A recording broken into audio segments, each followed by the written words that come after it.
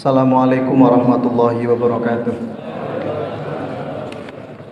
Alhamdulillah wassalatu wassalamu ala rasulillah wa ala alihi wa sahbihi wa mawala amma ba'd. Para jamaah sekalian yang dimuliakan oleh Allah, ceramah ini nanti maksimal 15 menit Pak ya. Jadi nanti jam 8 insya Allah sudah selesai. Para jamaah sekalian yang dimuliakan oleh Allah, di dalam Al-Quran, karena ini nuzulul Quran ya Pak ya, seringkali ibadah hamba dengan Allah itu diperumpamakan sebagai hubungan perniagaan Pak. Jadi kalau kita sholat, kita baca Quran, Bapak sedekah, Bapak berpuasa, itu pada hakikatnya kita sedang berniaga dengan Allah. Bedanya, kalau perniagaan kita dengan sesama manusia itu kita benar, dapatnya tidak selalu untung, bisa rugi Pak. Tapi kalau dengan Allah prosesnya benar, rewardnya pasti benar. Itu bedanya Pak. Dan perniagaan dengan Allah itu sebuah perniagaan yang tidak akan pernah rugi. Maka dalam Quran surah Fatir, Quran surat nomor 35 ayat 29, Allah tegaskan, a'udzubillahi minasyaitonir rajim. Innal ladzina yatluna kitaballahi wa aqamus salata wa anfaqu mimma razaqnahum sirran wa alaniyah yarjuna tijaratan lan tabur. Sesungguhnya orang-orang yang yatluna kitaballahi, membaca, mengkaji kitab suci Allah, wa aqamus shalah, mendirikan salat, wa anfaqu mimma razaqnahum, menafkahkan sebagian rizkinya, sirran wa alaniyah, baik dalam keadaan terang-terangan maupun secara sembunyi-sembunyi, yarjuna tijaratan lan tabur, mereka itu sedang berniaga dalam sebuah perniagaan yang tidak akan pernah rugi. Jadi janji Allah. Maka jika peribadatan itu dianalogikan dengan sebuah perniagaan, dengan demikian tidak sedikit logika-logika bisnis itu juga bisa terjadi dalam proses peribadatan. Contoh, ada orang punya uang 2 juta. Ditanya, Mas, sampean punya uang 2 juta mau dagang apa? Tanya, saya mau jual batu akik Pak. 2 juta jual batu akik. Ditanya, sampean kenapa jual batu akik? Ya saya yakin saja pasti untung katanya. Saya pasti untung jual batu ini. Maka dalam tradisi bisnis ini disebut sebagai intuition approach. Orang berdagang hanya berdasarkan keyakinan. Apakah ada jaminan untung Pak? Kenapa Pak? Bisa untung, bisa rugi. Saudara-saudara kita yang jual gorengan di pinggir jalan itu yakin, modal yakin saja Pak. Kalau pas bejo untung, kalau pas rugi ya rugi. Maka beragama pun juga demikian. Tidak sedikit di antara kita itu yang beribadah hanya modal yakin saja. Yakin pasti benar, yakin pasti diberi pahala oleh Allah, yakin pasti berbalas surga. Kalau ibadah kita model yang seperti ini, maka peluang benar ada, peluang salah juga besar. Fatalnya, kalau sudah salah, tidak hanya merugikan diri kita, tapi juga merugikan orang lain. Contoh, Bapak yakin tidak bahwa membaca Quran itu baik, berbalas pahala? Yakin Pak? Yakin. Artinya semakin banyak ayat yang kita baca itu berbanding lurus dengan pahala yang kita terima.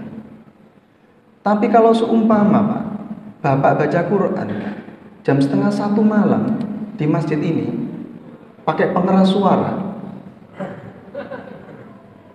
benar atau kurang benar Pak?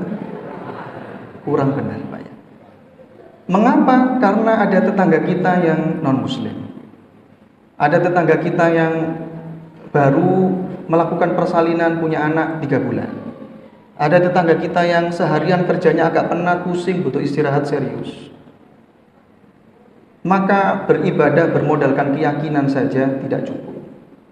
Saudara-saudara kita yang terjebak pada lingkaran terorisme itu hanya yakin dengan 1-2 ayat bahwa dia akan masuk surga, bom sana sini, tidak hanya merugikan dirinya tapi juga merugikan orang lain.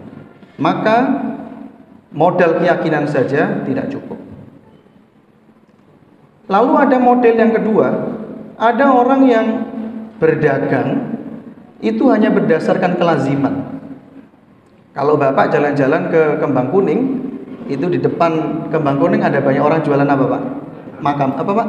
Bunga. Kenapa Pak jual bunga Pak? Karena lazimnya orang nyekar itu bawa bunga. Karena lazimnya menjelang Ramadan banyak orang ziarah kubur. Lazimnya menjelang Idul Fitri banyak orang datang ke makam kan Pak. Maka yang berdagang berdasarkan kelaziman ini, kata adik-adik kita yang jurusan ekonomi itu disebut sebagai tenacity approach. Berdagang berdasarkan kelaziman. Apakah benar yang seperti ini Pak? Bisa benar, bisa salah. Apakah ada peribadatan yang hanya berdasarkan kelaziman dan salah? Hanya berdasarkan adat istiadat dan benar. Yang benar banyak, yang salah juga banyak. Saya nggak ngomong ritual ibadah yang macam-macam Pak, nanti ribut. Saya kasih contoh yang nggak mungkin ada di sini Pak.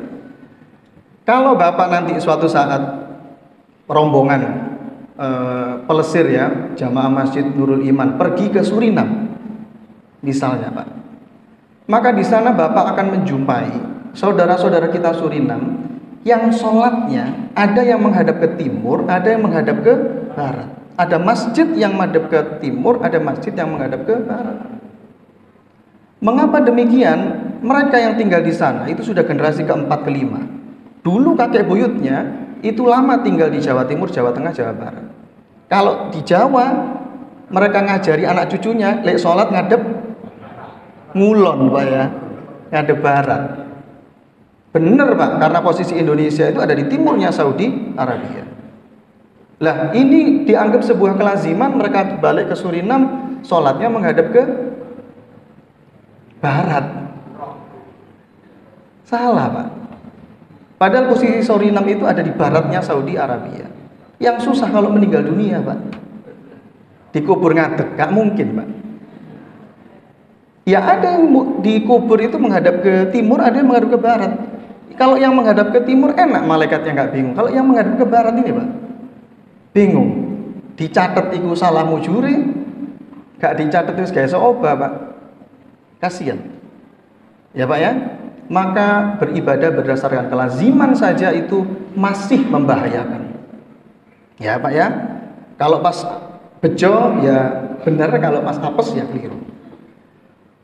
Ada beberapa orang menghindari keyakinan, menghindari kelaziman. Maka ketika dia punya modal, dia datang ke pakar bisnis, ke ahli ekonomi. Misal, Bapak punya uang 5 juta.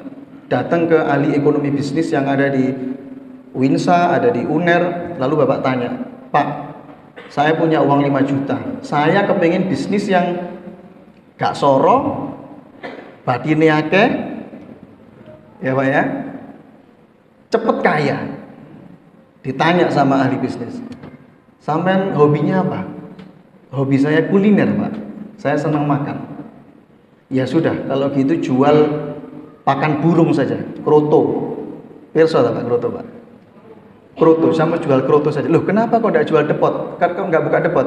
Ya kalau nanti buka depot habis sama kamu, udah kamu jual pakan burung saja. Yang seperti ini Pak, dalam tradisi akademik disebut sebagai authority approach. Berbisnis berdasarkan pendapat seorang pakar. Apakah ada jaminan sukses? Peluang suksesnya lebih besar daripada gagalnya. Dalam beribadah, sikap ini disebut sebagai taklid. Nah, pernah dengar ya Pak ya? Taklid. Bapak ikut pendapatnya ulama A, ikut pendapatnya ulama B, kiai A, kiai B. Itu taklid. Sebagian saudara kita tidak mengizinkan taklid, tidak apa-apa, kita hormati. Sebagian yang lain tetap memperbolehkan taklid, boleh. Apakah dalam beragama taklid itu pasti benar? Masih ada kemungkinan salah, tapi peluang benarnya lebih besar.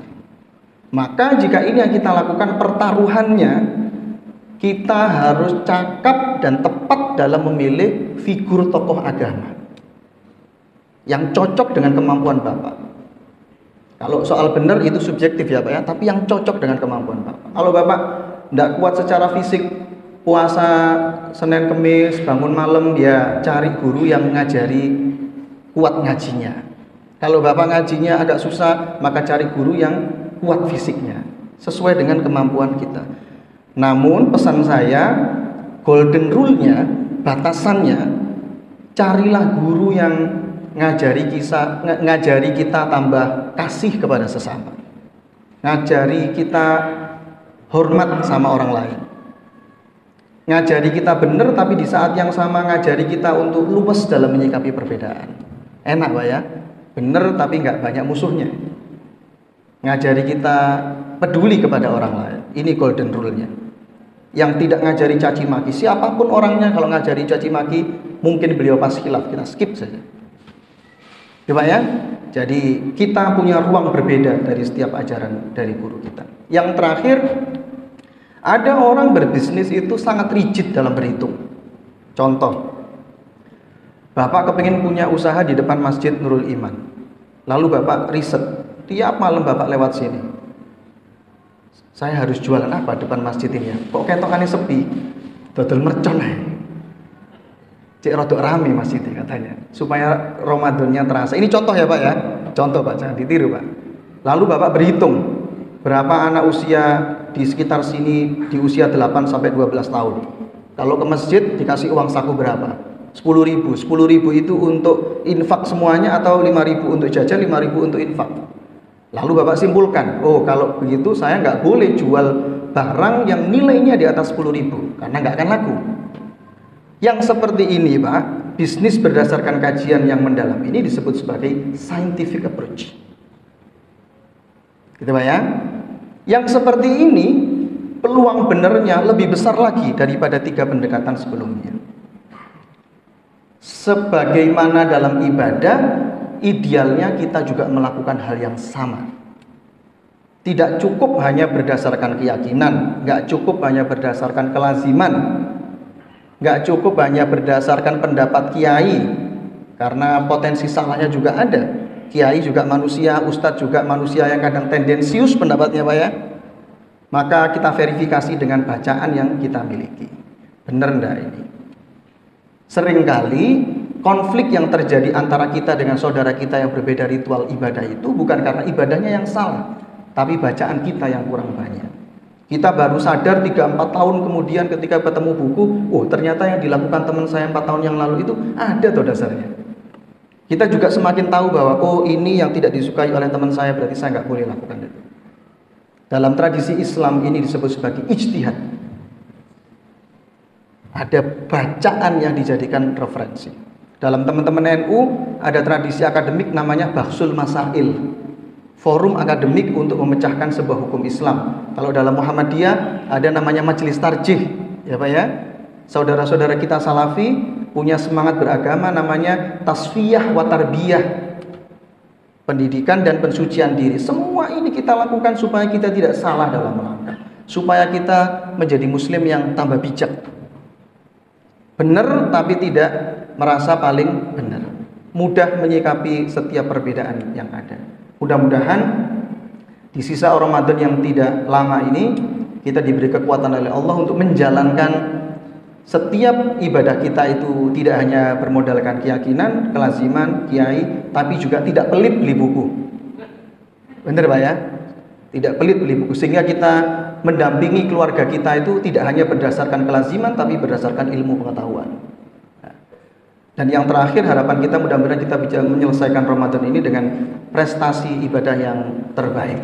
Aqulu qauli hadza wa astaghfirullah li wa lakum. Assalamualaikum warahmatullahi wabarakatuh.